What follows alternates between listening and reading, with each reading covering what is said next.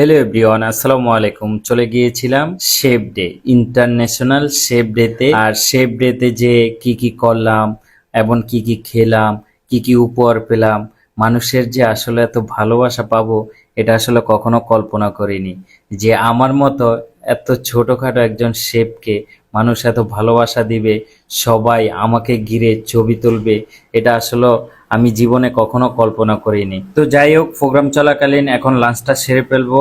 আর এটা হলো যে মিরপুর 12 বাফেট লাউঞ্জ রেস্টুরেন্টে প্রায় 100+ আইটেম ছিল বুফে।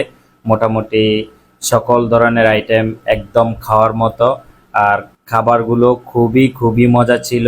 আপনারাও চাইলে এই রেস্টুরেন্টে এসে খেতে পারেন। মোটামুটি অনেক মজাদার খাবার। আমরা সকল শেফ এখানে শেফ ডেতে যে প্রোগ্রাম ছিল, এই সকল শেফেরা কিন্তু এখানে লাঞ্চ করেছে। আর খাবারের মানও খুবই ভালো। তো এখন আমি সব পদের থেকে অল্প অল্প করে খাবার নিয়ে নিলাম ফুড টেস্ট করার জন্য।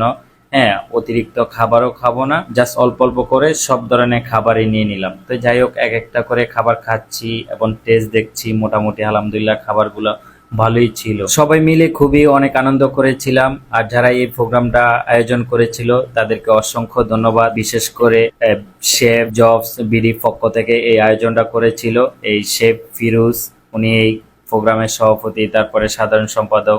মোটামুটি ওনারা অনেক পরিশ্রম করেছে। ওনাদেরকেও বিশেষ করে অসংখ্য ধন্যবাদ যে আমাকে এত সুন্দর একটা সম্মাননা দেওয়ার জন্য। সবাইকে ধন্যবাদ।